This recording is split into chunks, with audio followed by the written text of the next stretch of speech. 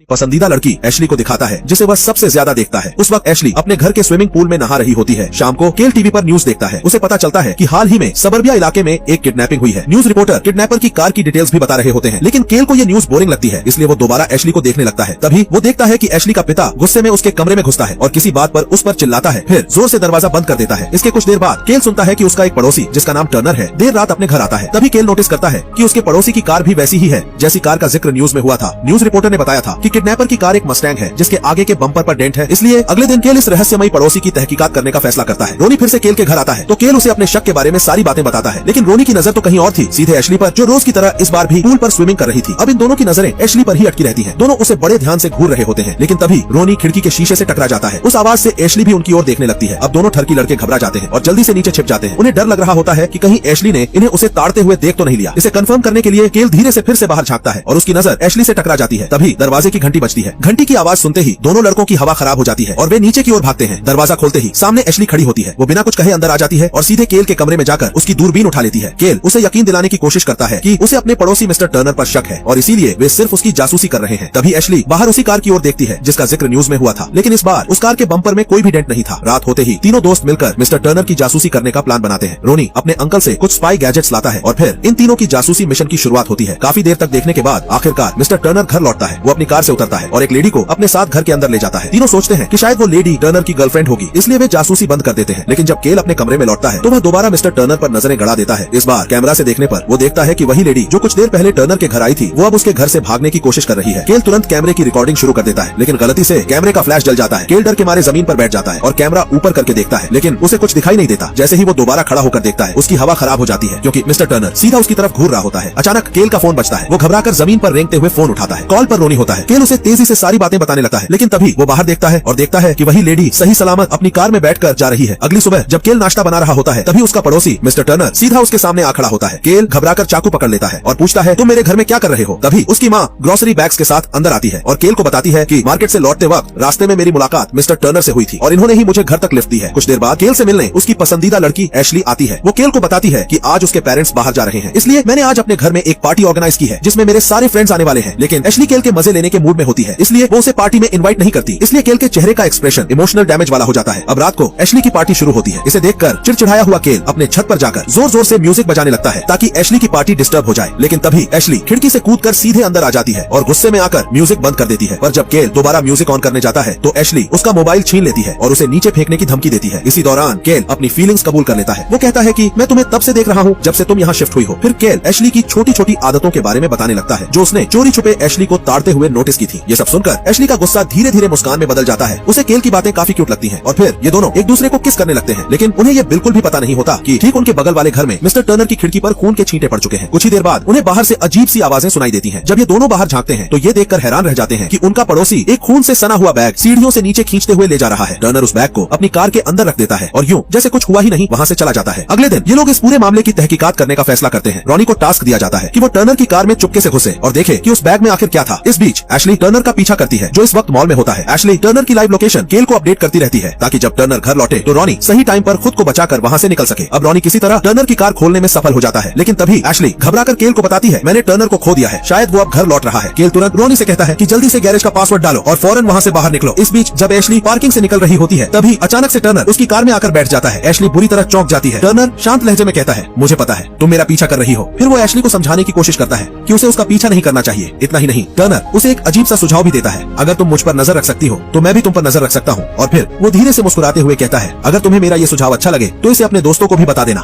असल में टर्नर को पहले से ही सब पता था कि एशली और उसके दोस्त कई दिनों से उस पर नजर रख रहे हैं।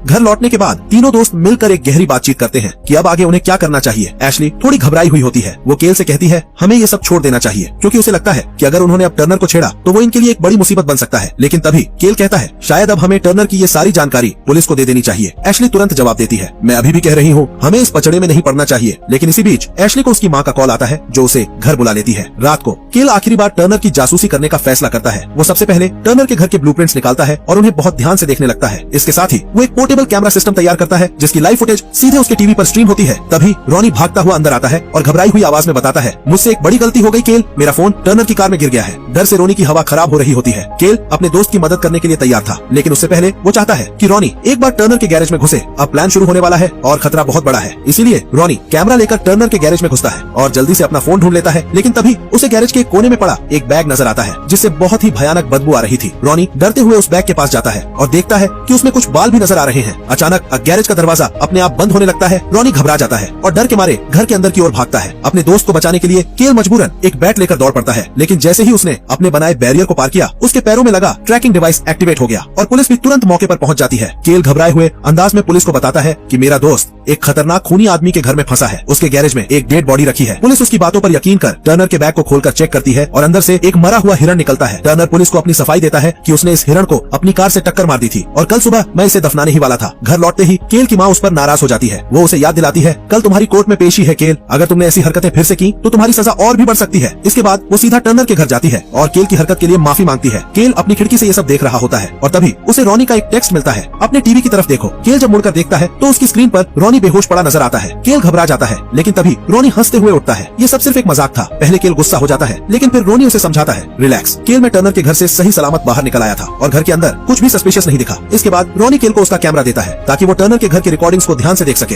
केल जब अकेले बैठकर वो फुटेज चेक करता है तो उसकी आंखें फटी की फटी रह जाती हैं। उसे दिखाई देता है कि वही लड़की जिसके अपहरण की न्यूज उसने टीवी पर देखी थी, वो लड़की टर्नर के घर के अंदर थी। और तभी केल को एहसास होता है कि उसकी माँ भी तो अभी उसी के घर में है। दूसरी ओर टर्नर केल की माँ पर हमला कर देता है, लेकिन इससे पहले कि वो कुछ कर पाए टर्नर केल के घर में घुस आता है और सबसे पहले वो रॉनी पर हमला करता है और फिर केल के कमरे की ओर बढ़ता है। लेकिन जैसे ही वो कमरे में घुसता है उसकी परछाई केल को शीशे में नजर आ जाती है और केल को उससे बचने का मौका मिल जाता है। केल भागकर नीचे की ओर दौड़ता है और फिर वही करता है जो उसने पहले प्लान किया था। वो अपने बनाए गए बैरियर को तोड़ने की कोशिश करता है ताकि उसके पैर में लगी डिवाइस एक्टिव हो जाए और पुलिस अलर्ट हो जाए। लेकिन तभी टर्नर उसे पकड़ लेता है और जोर से सिर पर मारकर बेहोश कर देता है। केल जब होश में आता है तो खुद को अपने ही कमरे में बंधा हुआ पाता है। उसके सामने टर्नर खड़ा होता है जिसके चेहरे पर वही डरावनी मुस्कान और जुबान पर एक खौफनाक धमकी कि तू ही बोलेगा पुलिस को कि ये सारे कांड तूने किए हैं, वरना तुझे तेरी माँ कभी नहीं मिलेगी। केल डरा हुआ था पर अंदर से टूट नहीं रहा था। तभी घर का दरवाजा खुलता है और एशली अंदर घुस जाती है। एशली की एंट्री से केल को एक मौका मिल जाता है भागने का। दोनों मिलकर किसी तरह खुद को बचाते हुए एक कमरे में बंद कर लेते हैं। एशली जल्दी से केल की रस्सियां खोलती है। केल हांफते हुए कहता है कि एशली, मेरी माँ टर्नर के घर में है और वो अभी भी जिंदा है। टर्नर उनके पीछे था, लेकिन केल और एशली जल्दी से कमरे की खिड़की की तरफ भागते हैं और बिना सोचे बेडरूम से सीधा नीचे एशली के पूल में कूद जाते हैं, जिससे उसके पैर में लगा डिवाइस भी एक्टिवेट हो जाता है। केल तुरंत टर्नर के घर की ओर दौड़ता है और उसके दरवाजे को तोड़कर अंदर घुस जाता है। इस बीच पुलिस केल के घर जाने का फैसला करती है, लेकिन ऑफिसर पहले अपना डिनर खत्म करने का सोचता है। टर्नर के घर में केल अपनी माँ को ढूंढने की कोशिश करता है और अचानक उसे घर के नीचे एक सीक्रेट रूम मिलता है। जब वह अंदर घुसने की कोशिश करता है वो घर अंदर से बहुत बड़ा होता है। घर के अंदर से कुछ आवाजें आती हैं और वो अपनी माँ को ढूंढने की खोज जारी रखता है। फिर वो गलती से एक सीक्रेट दरवाजा खोल देता है। अंदर उसे एक ऑपरेटिंग टेबल और कई बड़े बड़े फ्रीजर्स मिलते हैं। वहाँ उसे किडनैप की गई लड़की की आईडी और एक लाल विग भी दिखती है। अचानक टर्नर उस पुलिस ऑफिसर पर हमला कर देता है जो केल को खोजने के लिए घर में घुसा था। इधर केल अचानक एक गड्ढे में गिर जाता है और खुद को टर्नर के द्वारा मारे गए विक्टिम्स के बीच पाता है। किसी तरह वह वहाँ से बाहर निकलता है और अपनी माँ को ढूंढ लेता है, लेकिन इससे पहले कि वो दोनों वहाँ से भाग पाते टर्नर फिर आ जाता है। लेकिन इस बार केल की माँ अपनी पूरी ताकत लगा देती है और टर्नर को नीचे गिरा देती है। केल भी उस पर वार करता है और उसे उसी गड्ढे में गिरा देता है, जिससे उसकी मौत हो जाती है। फिर वो दोनों घर से बाहर आ जाते हैं। कुछ दिनों बाद पुलिस केल के पैर वाली डिवाइस हटा देती है। अब आजाद होने के बाद वो एशली से मिलता है और उसके साथ अपनी गर्मियों की छुट्टियां मनाने का प्लान बनाता है और यहीं पर यह कहानी खत्म हो जाती है।